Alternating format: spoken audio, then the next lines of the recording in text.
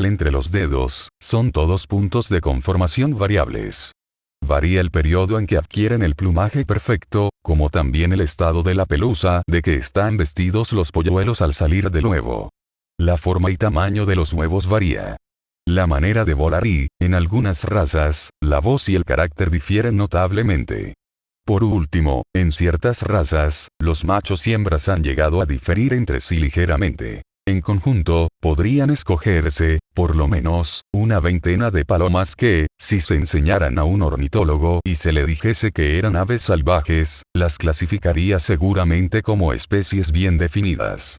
Más aún, no creo que ningún ornitólogo, en este caso, incluyese la carriero mensajera inglesa, la tumblero volteadora de cara corta, la runt, la barb, la buchona inglesa y la colipavo en el mismo género, muy especialmente por cuanto podrían serle presentadas en cada una de estas razas varias subrazas cuyos caracteres se heredan sin variación, o especies, como él las llamaría.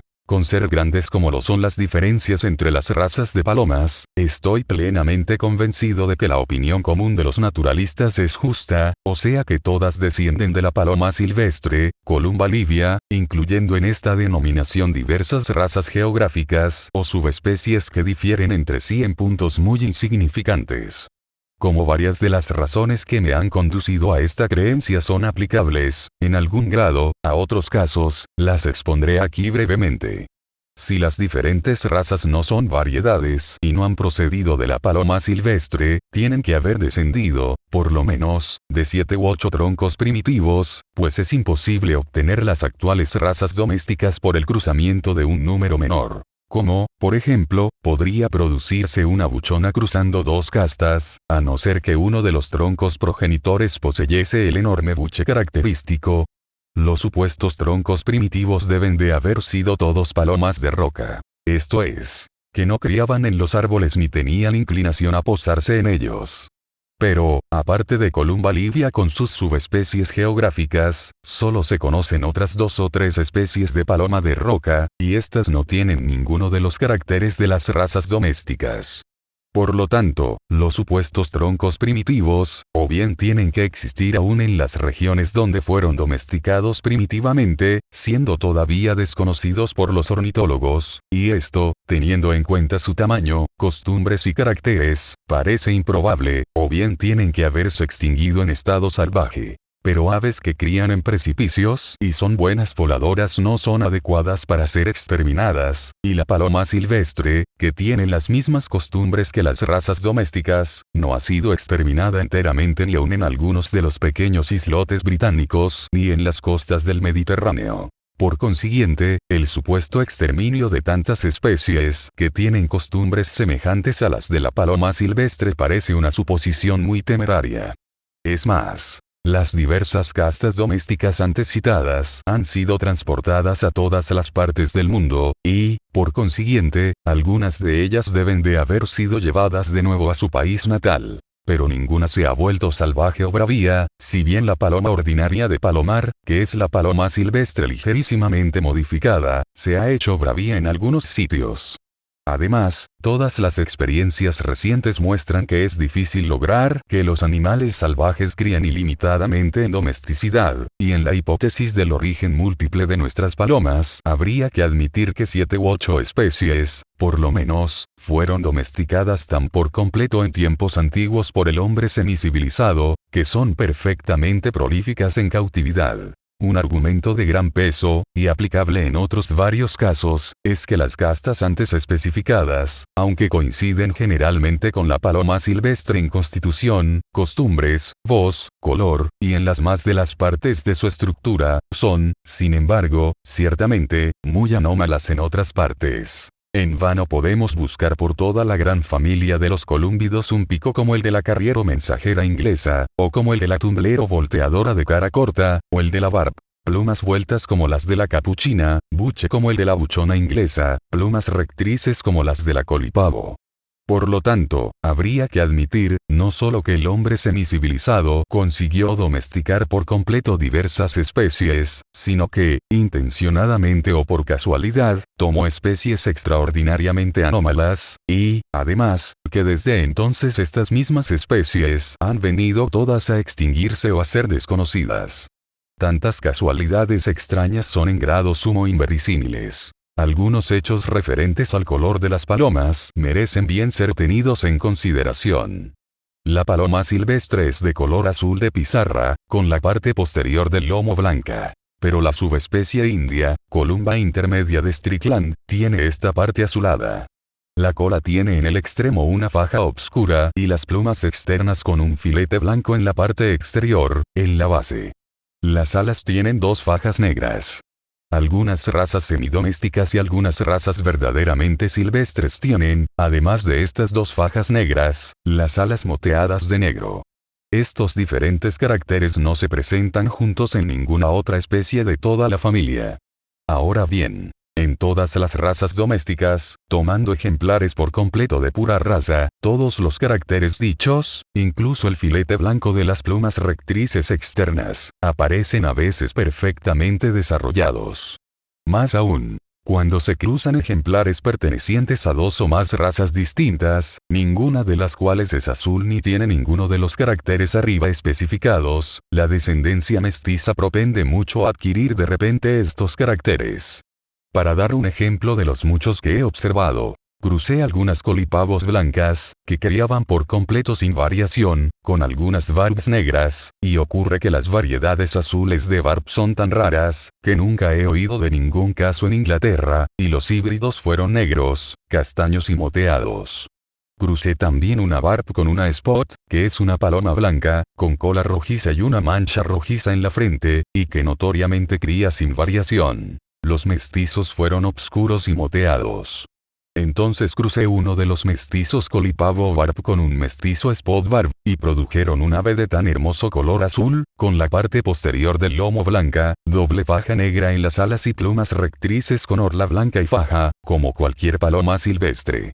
Podemos comprender estos hechos mediante el principio, tan conocido, de la reversión o vuelta a los caracteres de los antepasados, si todas las castas domésticas descienden de la paloma silvestre. Pero si negamos esto tenemos que hacer una de las dos hipótesis siguientes, sumamente inverosímiles. O bien, primera, todas las diferentes ramas primitivas supuestas tuvieron el color y dibujos como la silvestre, aun cuando ninguna otra especie viviente tiene este color y dibujos, de modo que en cada casta separada pudo haber una tendencia a volver a los mismísimos colores y dibujos. O bien, segunda hipótesis, cada casta, aun la más pura, en el transcurso de una docena, o a lo sumo una veintena, de generaciones, ha estado cruzada con la paloma silvestre. Y digo en el espacio de 12 a 20 generaciones, porque no se conoce ningún caso de descendientes cruzados que vuelvan a un antepasado de sangre extraña separado por un número mayor de generaciones.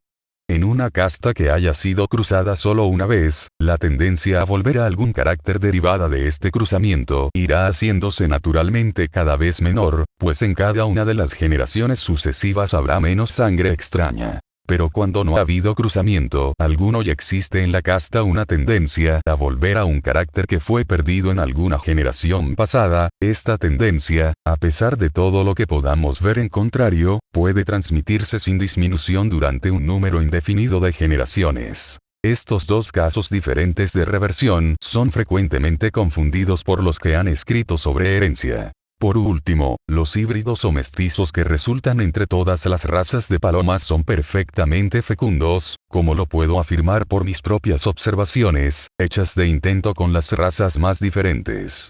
Ahora bien, apenas se ha averiguado con certeza ningún caso de híbridos de dos especies completamente distintas de animales que sean perfectamente fecundos. Algunos autores creen que la domesticidad continuada a largo tiempo elimina esta poderosa tendencia a la esterilidad.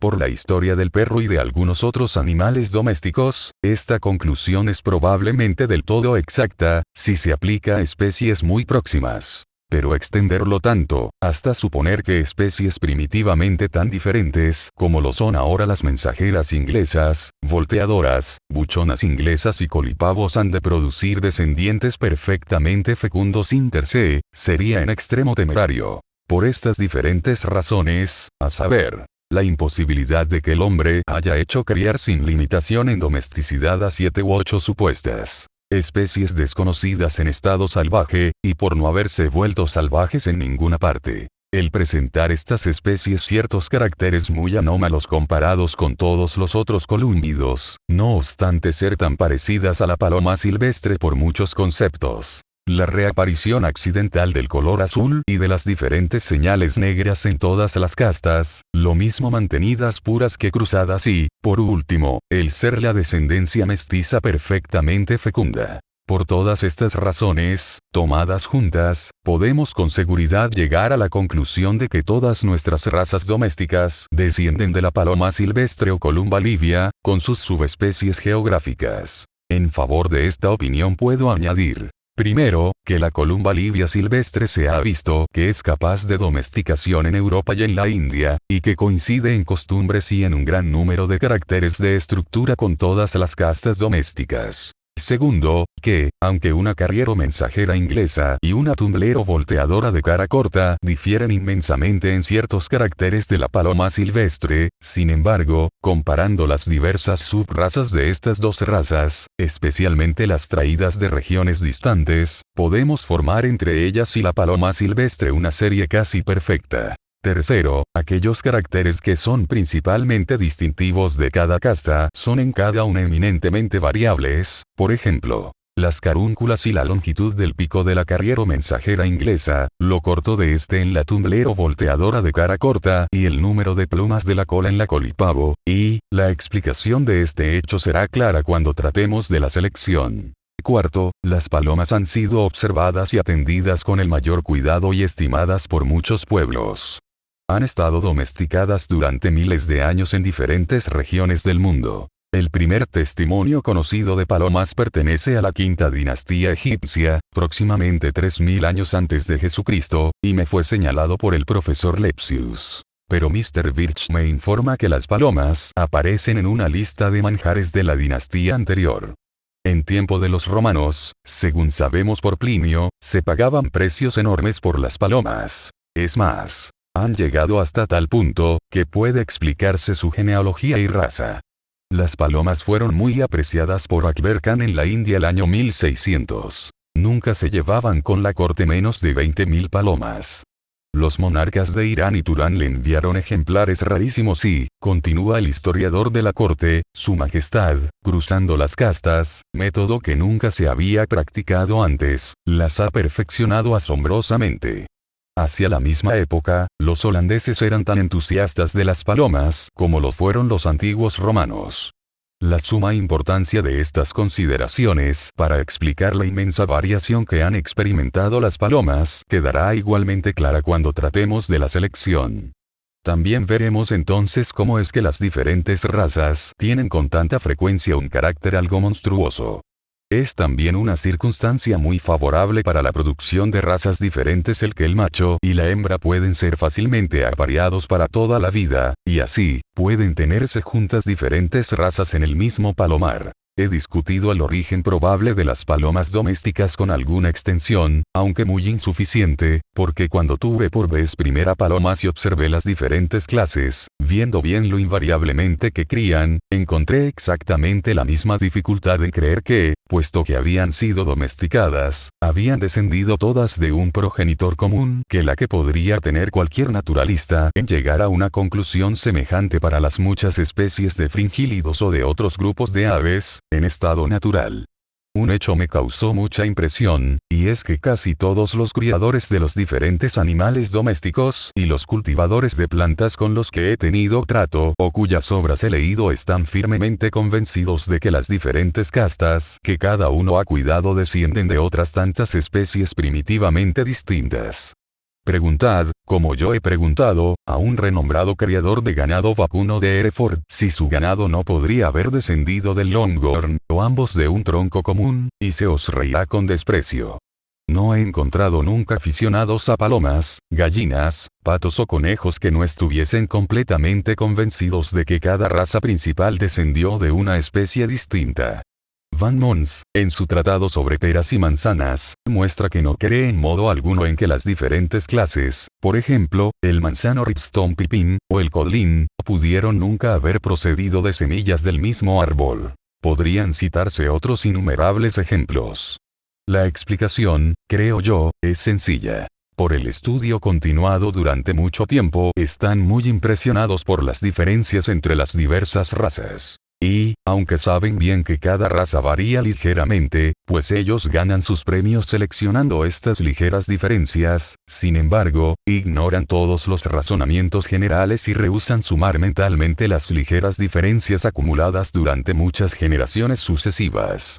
No podrían esos naturalistas, que, sabiendo mucho menos de las leyes de la herencia de lo que saben los criadores, y no sabiendo más que lo que estos saben de los eslabones intermedios de las largas líneas genealógicas, admiten, sin embargo, que muchas especies de nuestras razas domésticas descienden de los mismos padres, no podrían aprender una lección de prudencia cuando se burlan de la idea de que las especies en estado natural sean descendientes directos de otras especies. Principios de selección seguidos de antiguo y sus efectos. Consideremos ahora brevemente los grados por que se han producido las razas domésticas, tanto partiendo de una como de varias especies afines. Alguna eficacia puede atribuirse a la acción directa y determinada de las condiciones externas de vida, y alguna a las costumbres. Pero sería un temerario quien explicase por estos agentes las diferencias entre un caballo de carro y uno de carreras, un galgo y un bloodhound, una paloma mensajera inglesa y una volteadora de cara corta. Uno de los rasgos característicos de las razas domésticas es que vemos en ellas adaptaciones, no ciertamente para el propio bien del animal o planta, sino para el uso y capricho del hombre. Algunas variaciones útiles al hombre, probablemente, se han originado de repente o de un salto. Muchos naturalistas, por ejemplo, creen que el cardo de cardar, con sus garfios, que no pueden ser igualados por ningún artificio mecánico, no es más que una variedad del Dipsacus silvestre, y este cambio puede haberse originado bruscamente en una plantita. Así ha ocurrido, probablemente, con el perro Turnspit, y se sabe que así ha ocurrido en el caso de la oveja Ancón. Pero si comparamos el caballo de carro y el de carreras, el dromedario y el camello, las diferentes castas de ovejas adecuadas tanto para tierras cultivadas como para pastos de montañas, con la lana en una casta, útil para un caso, y en la otra, útil para el otro. Cuando comparamos las muchas razas de perros, cada una útil al hombre de diferente modo. Cuando comparamos el gallo de pelea, tan pertinaz en la lucha, con otras castas tan poco pendencieras, con las ponedoras perpetuas, everlasting layers, que nunca quieren empollar, y con la bantam, tan pequeña y elegante. Cuando comparamos la multitud de razas de plantas agrícolas, culinarias, de huerta y de jardín, utilísimas al hombre en las diferentes estaciones y para diferentes fines, o tan hermosas a sus ojos, tenemos, creo yo, que ver algo más que simple variabilidad. No podemos suponer que todas las castas se produjeron de repente tan perfectas y tan útiles como ahora las vemos. Realmente, en muchos casos sabemos que no ha sido esta su historia.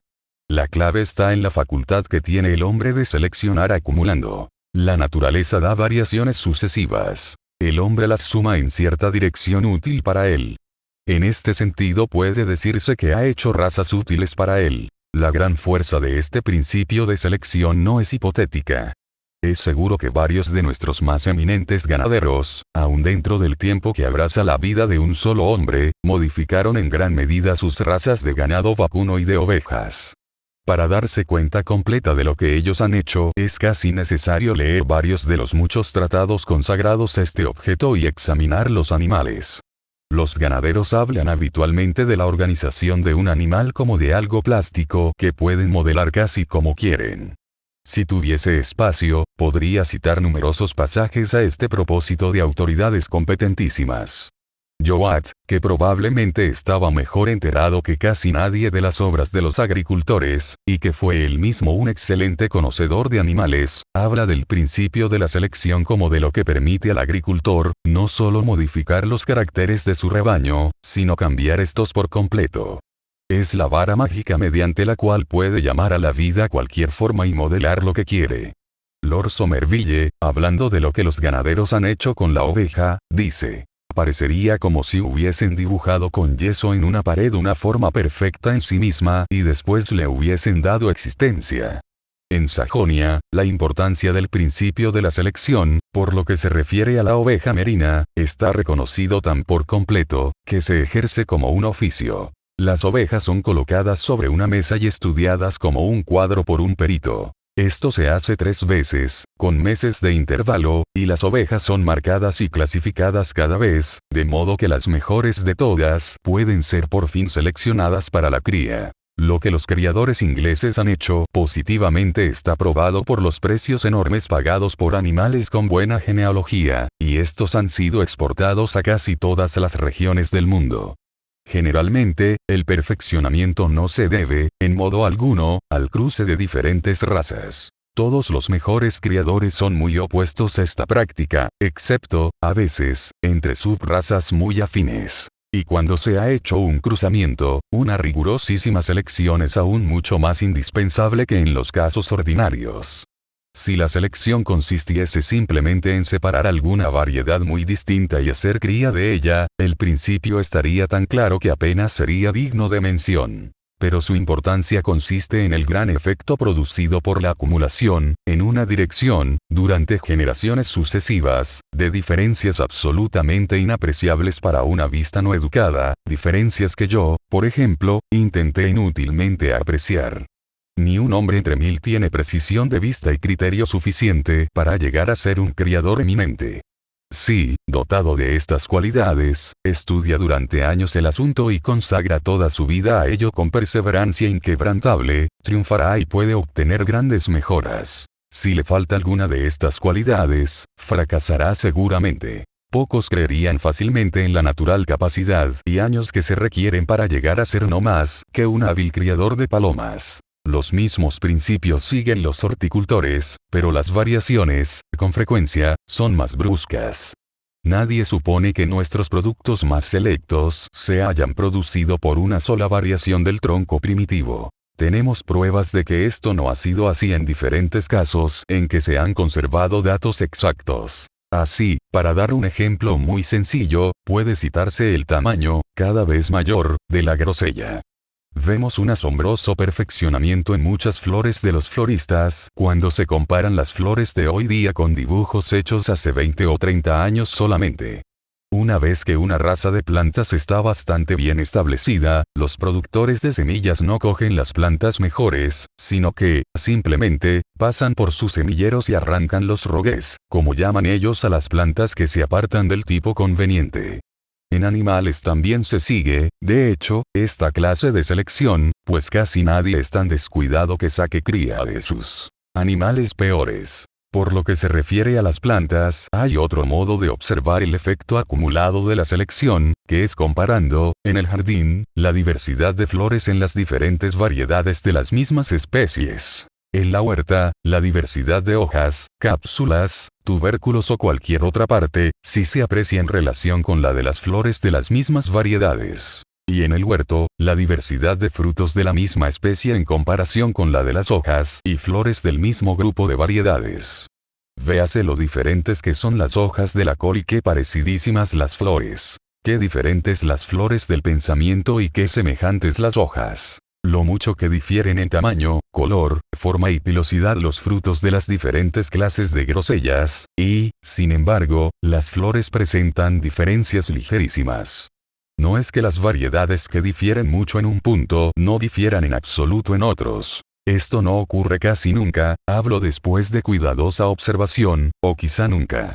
La ley de variación correlativa, cuya importancia no debe ser descuidada, asegura algunas diferencias. Pero, por regla general, no se puede dudar que la selección continuada de ligeras variaciones, tanto en las hojas como en las flores o frutos, producirá razas que difieran entre sí principalmente en estos caracteres. Puede hacerse la objeción de que el principio de la selección ha sido reducido a práctica metódica durante poco más de 3/4 de siglo. Ciertamente, ha sido más atendida en los últimos años y se han publicado muchos tratados sobre este asunto, y el resultado ha sido rápido e importante en la medida correspondiente. Pero está muy lejos de la verdad el que el principio de la selección sea un descubrimiento moderno. Podría dar yo referencias de obras de gran antigüedad en las que se reconoce toda la importancia de este principio. En periodos turbulentos y bárbaros de la historia de Inglaterra, fueron importados muchas veces animales selectos y se dieron leyes para impedir su exportación. Fue ordenada la destrucción de los caballos inferiores a cierta alzada, y esto puede compararse al roguín, en las plantas, por los que cuidan de los semilleros. El principio de la selección lo encuentro dado claramente en una antigua enciclopedia china. Algunos de los escritores clásicos romanos dieron reglas explícitas. Por pasajes del Génesis es evidente que en aquel tiempo antiquísimo se prestó atención al color de los animales domésticos. Actualmente los salvajes cruzan a veces sus perros con cánidos salvajes para mejorar la raza, y antiguamente lo hacían así, según lo atestiguan pasajes de Plinio. Los salvajes, en el sur de África, emparejan por el color su ganado vacuno de tiro, como lo hacen con sus tiros de perros algunos de los esquimales. Livingstone afirma que las buenas razas domésticas son muy estimadas por los negros del interior del África que no han tenido relación con europeos. Algunos de estos hechos no demuestran selección positiva, pero muestran que en los tiempos antiguos se atendió cuidadosamente a la cría de animales domésticos y que hoy es atendida por los salvajes más inferiores. Habría sido realmente un hecho extraño que no se hubiese prestado atención a la cría, pues es tan evidente la herencia de las cualidades buenas y malas. Selección inconsciente. Actualmente, criadores eminentes procuran, mediante selección metódica, en vista de un fin determinado, obtener una nueva línea o subraza superior a todo lo de su clase en el país. Pero para nuestro objeto es más importante una forma de selección que puede llamarse inconsciente, y que resulta de que cada uno procura poseer y sacar crías de los mejores individuos. Así, uno que intenta tener pointers, naturalmente, procura adquirir tan buenos perros como puede y después obtiene crías de sus mejores perros, pero sin tener deseo ni esperanza de modificar permanentemente las razas. Sin embargo, debemos deducir que este procedimiento, seguido durante siglos, mejoraría y modificaría cualquier raza, del mismo modo que Vauquelin, Collins, etc., por este mismo procedimiento, pero llevado con más método, modificaron mucho, solo con el tiempo de su vida, las formas y cualidades de su ganado vacuno. Cambios lentos e insensibles de esta clase no pueden nunca reconocerse, a menos que mucho tiempo antes se hayan hecho de las razas en cuestión medidas positivas y dibujos cuidadosos que puedan servir de comparación. En algunos casos, sin embargo, individuos no modificados, o poco modificados, de la misma raza existen en distritos menos civilizados donde la raza ha sido menos mejorada. Hay motivo para creer que el faldero King Charles ha sido inconscientemente modificado en sumo grado desde el tiempo de aquel monarca. Algunas autoridades competentísimas están convencidas de que el perro setter desciende directamente del Spaniel, y probablemente ha sido lentamente modificado a partir de este. Es sabido que el pointer inglés ha cambiado mucho en el último siglo, y en este caso el cambio se ha efectuado, según se cree, mediante cruzamiento con el Foxhound. Pero lo que nos interesa es que el cambio se ha efectuado inconsciente y gradualmente, y, sin embargo, es tan positivo que, aunque el antiguo pointer español vino seguramente de España, Mr. Borrow, según me ha informado, no ha visto ningún perro indígena en España semejante a nuestro pointer. Mediante un sencillo procedimiento de selección y un amaestramiento cuidadoso, los caballos de carrera ingleses han llegado a aventajar en velocidad y tamaño a los progenitores árabes, hasta el punto de que estos últimos, en el reglamento para las carreras de Goodwood, están favorecidos en los pesos que llevan. Lord Spencer y otros han demostrado cómo el ganado vacuno de Inglaterra ha aumentado en peso y precocidad, comparado con el ganado que se tenía antes en este país. Comparando los informes dados en varios tratados antiguos sobre la condición, en tiempos pasados, de las palomas mensajera y volteadora con la condición actual en Inglaterra, India y Persia podemos seguir las fases porque han pasado insensiblemente hasta llegar a diferir tanto de la paloma silvestre. Yoa da un excelente ejemplo de los efectos de una selección que puede ser considerada como inconsciente, en cuanto que los criadores nunca podían haber esperado, ni aún deseado, producir el resultado que ocurrió, que fue la producción de dos castas diferentes.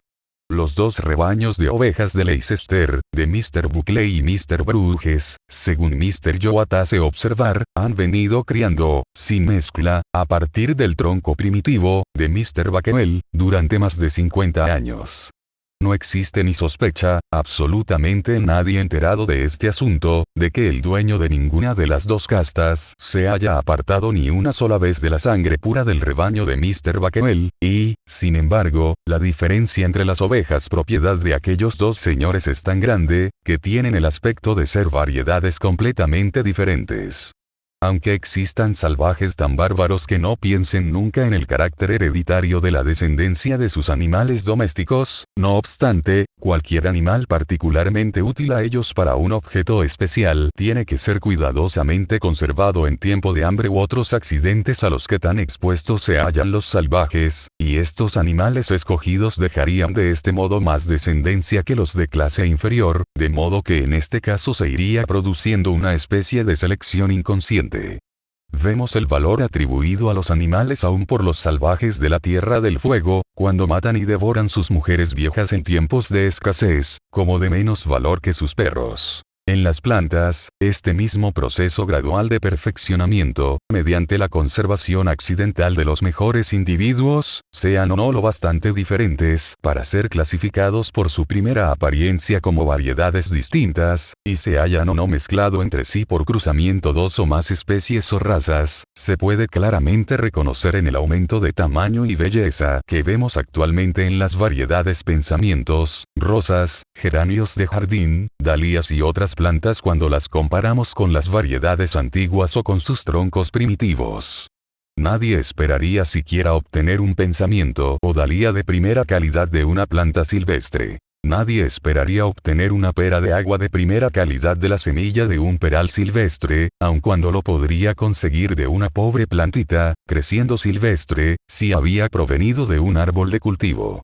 La pera, aunque cultivada en la época clásica, por la descripción de Plinio, parece haber sido un fruto de calidad muy inferior. En las obras de horticultura he visto manifestada gran sorpresa por la prodigiosa habilidad de los horticultores al haber producido tan espléndidos resultados de materiales tan pobres. Pero el arte ha sido sencillo, y, por lo que se refiere al resultado final, se ha seguido casi inconscientemente. Ha consistido en cultivar siempre la variedad más renombrada, sembrando sus semillas, y cuando por casualidad apareció una variedad ligeramente mejor, en seleccionar esta, y así progresivamente.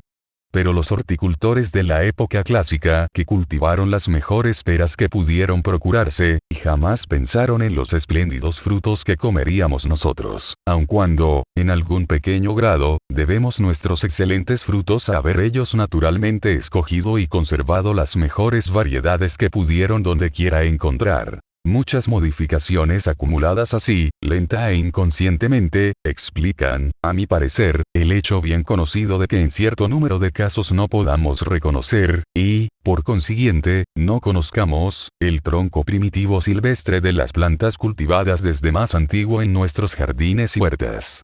Si el mejorar o modificar la mayor parte de nuestras plantas hasta su tipo actual de utilidad, para el hombre ha exigido cientos y miles de años, podemos comprender cómo es que, ni Australia, ni el Cabo de Buena Esperanza, ni ninguna otra región poblada por hombres por completo, sin civilizar nos haya aportado ni una sola planta digna de cultivo. No es que estos países, tan ricos en especies, no posean, por una extraña casualidad, los troncos primitivos de muchas plantas útiles, sino que las plantas indígenas no han sido mejoradas mediante selección continuada hasta llegar a un tipo de perfección comparable con el adquirido por las plantas en países de antiguos civilizados. Por lo que se refiere a los animales domésticos pertenecientes a hombres no civilizados, no ha de pasar inadvertido que estos animales, casi siempre, han de luchar por su propia comida, a lo menos durante ciertas temporadas. Y en dos países de condiciones muy diferentes, individuos de la misma especie, que tienen constitución y estructura ligeramente diferente muchas veces, medrarán más en un país que en otro, y así, por un proceso de selección natural, como se explicará después más completamente, pudieron formarse dos subrazas. Esto quizá explica, en parte, por qué las variedades que poseen los salvajes, como han hecho observar varios autores, tienen más del carácter de las especies verdaderas que las variedades tenidas en los países civilizados. Según la idea expuesta aquí del importante papel que ha representado la selección hecha por el hombre, resulta enseguida evidente por qué nuestras razas domésticas muestran en su conformación y sus costumbres adaptación a las necesidades o caprichos del hombre. Podemos, creo yo, comprender además el carácter frecuentemente anormal de nuestras razas domésticas, e igualmente que sus diferencias sean tan grandes en los caracteres exteriores y relativamente tan pequeñas en partes u órganos internos. El hombre apenas puede seleccionar o solo puede hacerlo con mucha dificultad, alguna variación de conformación, excepto las que son exteriormente visibles, y realmente rara vez se preocupa por lo que es interno. No puede nunca actuar mediante selección, excepto con variaciones que en algún grado le da la naturaleza. Nadie pensaría siquiera en obtener una paloma colipavo hasta que vio una paloma con la cola desarrollada en algún pequeño grado de un modo extraño, o una buchona hasta que vio una paloma con un buche de tamaño algo extraordinario. Y cuanto más anormal y extraordinario fue un carácter al aparecer por vez primera, tanto más fácilmente hubo de atraer la atención. Pero usar expresiones tales como intentar hacer una colipavo es para mí, indudablemente, en la mayor parte de los casos, por completo incorrecto. El hombre que primero eligió una paloma con cola ligeramente mayor, nunca soñó lo que los descendientes de aquella paloma llegarían a ser mediante muy prolongada selección, en parte inconsciente y en parte metódica.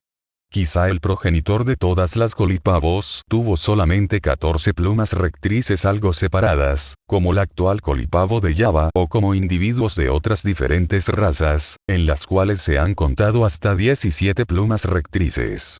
Quizá la primera paloma buchona no hinchó su buche mucho más que la paloma turbid hincha la parte superior de su esófago, costumbre que es despreciada por todos los criadores, porque no es uno de los puntos característicos de la casta. Ni hay que creer tampoco que sería necesaria una gran divergencia de estructura para atraer la vista al criador de aves. Este percibe diferencias sumamente pequeñas, y está en la naturaleza humana el encapricharse con cualquiera novedad, por ligera que sea, en las cosas propias.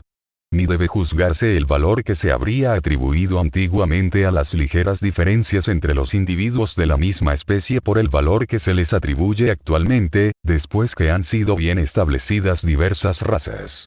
Es sabido que en las palomas aparecen actualmente muchas diferencias ligeras, pero estas son rechazadas como defectos o como desviaciones del tipo de perfección de cada casta. El ganso común no ha dado origen a ninguna variedad marcada. De aquí que la casta de Tolosa y la casta común, que difieren solo en el color, el más fugaz de los caracteres, han sido presentadas recientemente como distintas en nuestras exposiciones de aves de corral. Esta opinión parece explicar lo que se ha indicado varias veces, o sea que apenas conocemos nada del origen o historia de ninguna de nuestras razas domésticas. Pero, de hecho, de una casta, como de un dialecto de una lengua, difícilmente puede decirse que tenga un origen definido. Alguien conserva un individuo con alguna diferencia de conformación y obtiene cría de él, o pone mayor cuidado que de ordinario en aparear sus mejores animales y así los perfecciona, y los animales perfeccionados se extienden lentamente por los alrededores inmediatos. Pero difícilmente tendrán todavía un nombre distinto y, por no ser muy estimados, su historia habrá pasado inadvertida. Cuando mediante el mismo método, lento y gradual, hayan sido más mejorados, se extenderán más lejos y serán reconocidos como una cosa distinta y estimable, y recibirán entonces por vez primera un nombre regional. En países semicivilizados, de comunicación poco libre, la difusión de una nueva subraza sería un proceso lentísimo.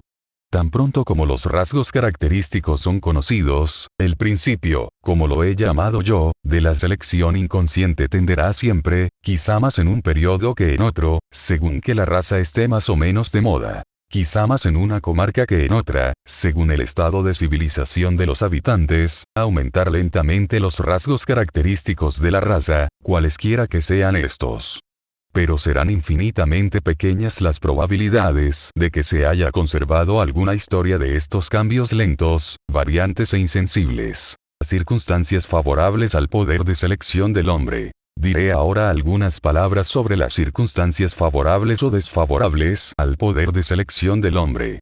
Un grado elevado de variabilidad es evidentemente favorable, pues da sin limitación los materiales para que trabaje la selección. No es esto decir que simples diferencias individuales no sean lo bastante grandes para permitir, con sumo cuidado, que se acumule de una modificación muy intensa en casi todas las direcciones deseadas.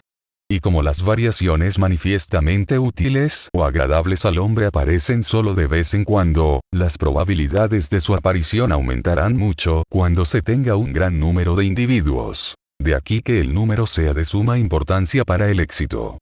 Según este principio, Marshall hizo observar anteriormente, por lo que se refiere a las ovejas de algunas comarcas de Yorkshire, que, como generalmente pertenecen a gente pobre y están comúnmente en pequeños lotes, nunca pueden ser mejoradas.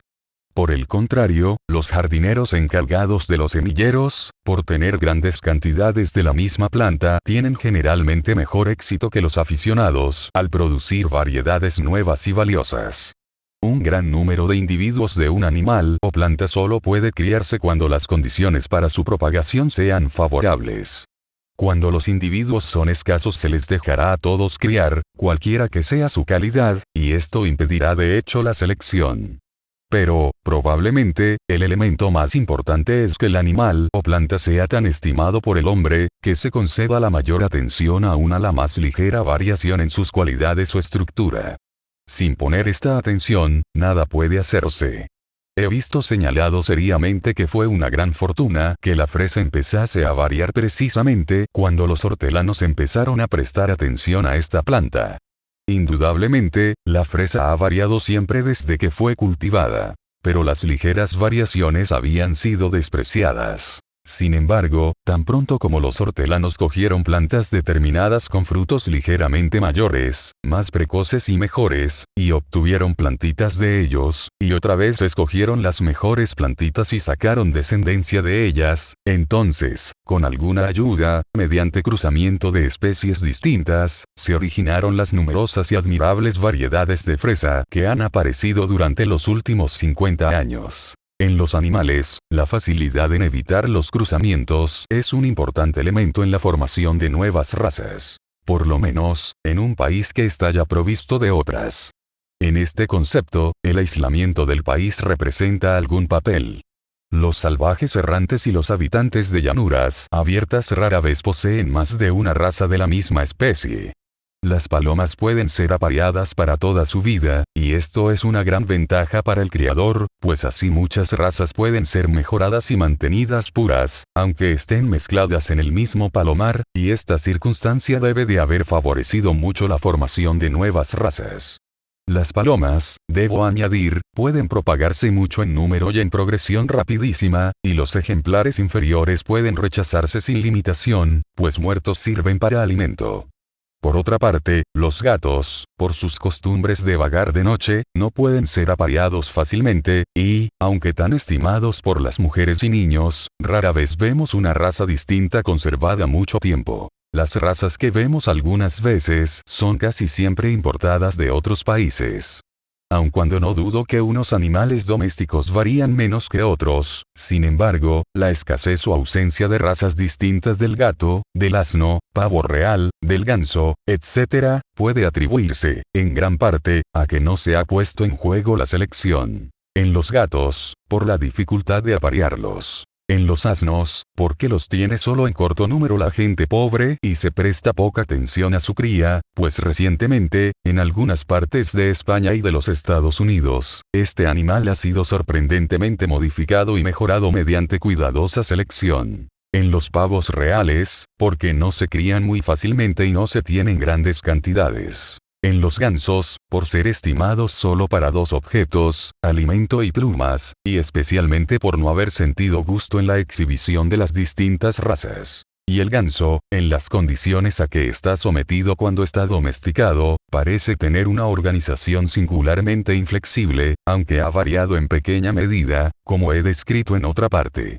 Algunos autores han sostenido que, en nuestras producciones domésticas, pronto se llega al total de variación, y que éste no puede después, de ningún modo, ser rebasado.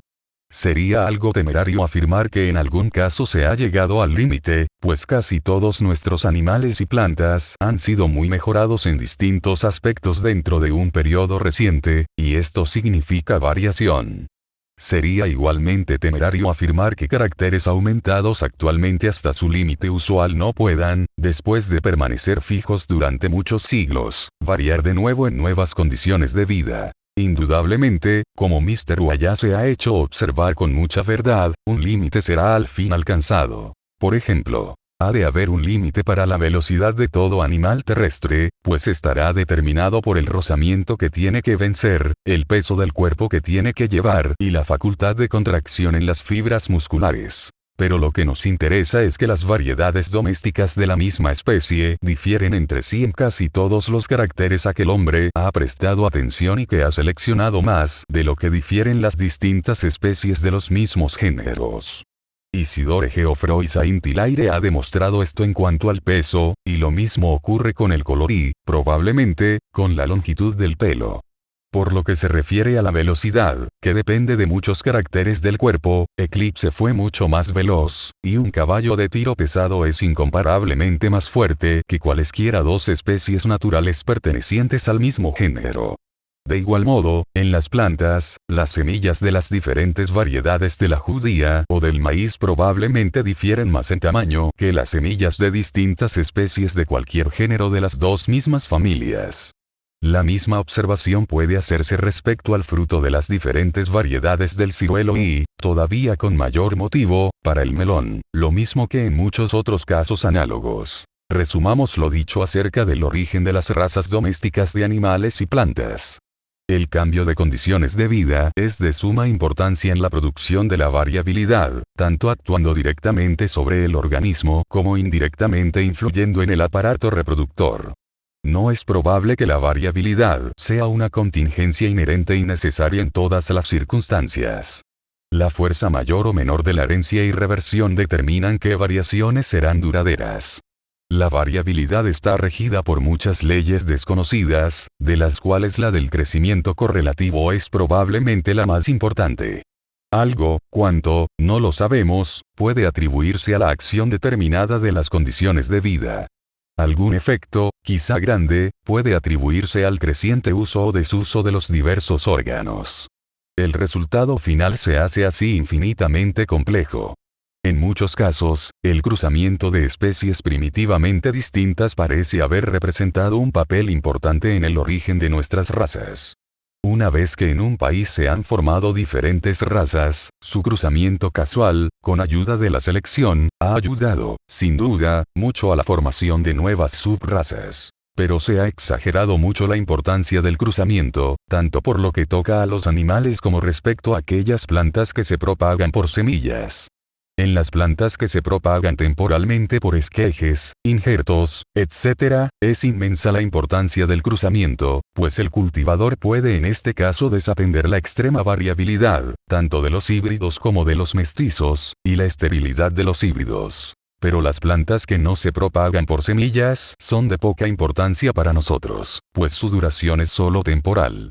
Por encima de todas estas causas de cambio, la acción acumulada de la selección, ya aplicada metódica y activamente, ya inconsciente y lentamente, pero con más eficacia, parece haber sido la fuerza predominante.